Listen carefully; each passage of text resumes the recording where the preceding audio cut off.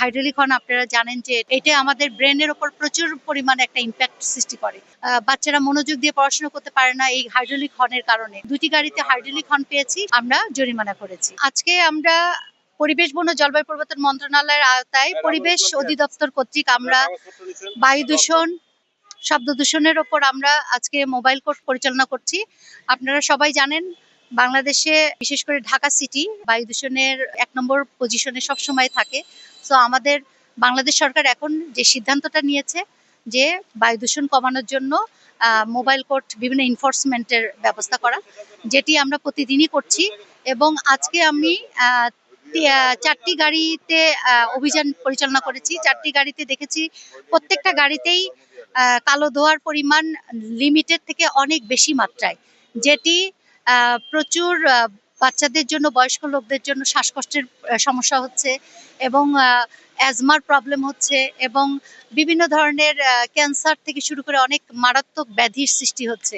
So আমরা এইটার থেকে যাতে ভবিষ্যৎ প্রজন্মকে রক্ষা করতে পারি তার জন্য আমাদের এই অভিযানগুলো, আমরা আশা করছি সকলের সহযোগিতা নিয়ে আমরা এই অভিযানগুলো পরিচালনা করতে পারবো এবং আমরা বাংলাদেশের যে বায়ু দূষণের যে এখন যে 1 নম্বর পজিশনে, সেটি থেকে আমরা এখন অনেক মানে কমিয়ে নিয়ে যেন আমরা 1 নম্বর পজিশনে না থাকি সেটিরই ব্যবস্থা করা। এবং আমরা সতর্ক করছি যারা ড্রাইভার, যারা হেল্পার, তাদেরকে সহ পাবলিক যারা যে গাড়িতে যারা অবস্থান করছে তাদেরকেও আমরা বুঝাচ্ছি যে এ ধরনের গাড়ি যাতে না পরিচালিত হয় রাস্তায়, তার জন্য তারা যেন সেইভাবে সবাইকে সেটা সচেতন করে। আর এছাড়াও গাড়িতে আমরা হাইড্রোলিক হর্ন পেয়েছি। সো হাইড্রোলিক হর্ন আপনারা জানেন যে এটি খুবই আমাদের কানের সমস্যা হয়, অনেক সময় বধিরও হয়ে যায়। সো এখনকার বাচ্চারা মনোযোগ দিয়ে পড়াশোনা করতে পারে না এই হাইড্রোলিক হর্নের কারণে। এটা আমাদের ব্রেনের উপর প্রচুর পরিমাণে একটা ইম্প্যাক্ট সৃষ্টি করে। সো আমরা 2টি গাড়িতে হাইড্রোলিক হর্ন পেয়েছি, সেই হাইড্রোলিক হর্নের ওপরও আমরা জরিমানা করেছি।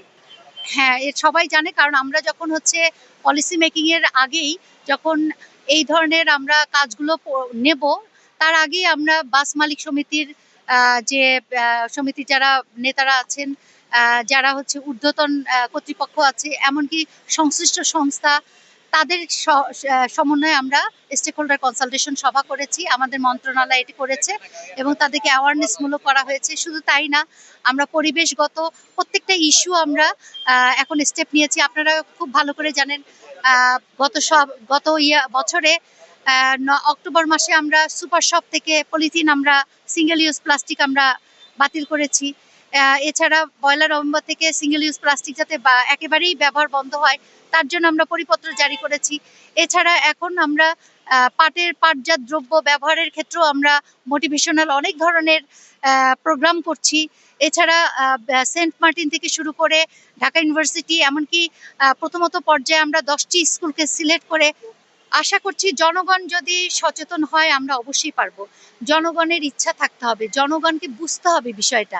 জনগণ যদি ফিল করে সত্যি এটি প্রয়োজন আমাদের জন্য এবং আমরা সাড়া পাচ্ছি ভালো, আমরা জনগণকে যখন বুঝাচ্ছি তখন জনগণ আমাদেরকে এনকারেজ করছে যে আপনারা যে কাজটা করছেন সেটি ভালো কাজ করছেন। সো আমরা আশা করছি ইন ফিউচারে, বেশি দিন আমরা না, ইন ফিউচারে আমরা অবশ্যই আমরা ভবিষ্যৎ প্রজন্মের জন্য, এটা তো আসলে প্রতিদিনের একটা রিপোর্ট আপনারা প্রতিনিয়ত পেপারে যায় এবং প্রেস ব্রিফ হয় পরিবেশ অধিদপ্তর থেকে। এটি যেমন আজকের দিনে কতটি মামলা হলো, কতগুলো জরিমানা করা হয়েছে, সব তথ্য প্রেস ব্রিফিং দেওয়া হয়। আমার মনে হয় আপনারা প্রেস ব্রিফিং এর মাধ্যমে সবকিছু জানতে পারবেন। আমরা 65 হচ্ছে লিমিট, আর আমরা পাচ্ছি 99, 93, 100। সো এটা খুবই মাত্রাতিরিক্ত। ম্যাক্সিমাম গাড়ি, এমনকি শুধু প্রাইভেট গাড়িগুলো না, কিন্তু বিআরটি এর যে গাড়িগুলো সেগুলোও কিন্তু সেম অবস্থা। গতবার যখন আমি মোবাইল কোর্ট করলাম তখন দেখলাম বিআরটি এর ম্যাক্সিমাম গাড়ি এরকম। আমি সেই ক্ষেত্রেও আমি আমার ঊর্ধ্বতন কর্তৃপক্ষকে জানিয়েছি এবং তারা ব্যবস্থা নিয়েছে ইতিমধ্যে।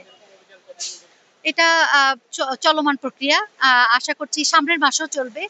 প্রতি মাসে আমি দেখছি যে জনপ্রশাসন থেকে এরকম ম্যাজিস্ট্রেট নিয়োগ হচ্ছে এবং এই কাজটি, যেহেতু এটা পরিবেশের জন্য খুবই গুরুত্বপূর্ণ এবং আপনারা নিশ্চয়ই বুঝতে পারছেন যে এই যে আজকে যে কয়টি গাড়ি ধরা হলো, জনগণ কিন্তু যখন দেখলো এই গাড়ি থেকে কালো ধোঁয়া বেরোচ্ছে সে কিন্তু বিরক্ত হয়ে গেছে। সে কিন্তু যখন দেখতেছে আচ্ছা আমি যে গাড়িতে উঠছি সেই গাড়িতেই কালো ধোঁয়া, সে কিন্তু মানে অনেকটা তার খারাপ লেগেছে। সো আমার মনে হচ্ছে যে সবাই এটাকে এগ্রি করছে এবং সাপোর্ট করছে। Thank you. আমার নাম মহসিন আক্তার বানু, আমি ডেপুটি সেক্রেটারি এবং এক্সিকিউটিভ ম্যাজিস্ট্রেট। আমি পরিবেশ বন ও জলবায়ু পরিবর্তন মন্ত্রণালয় আছি।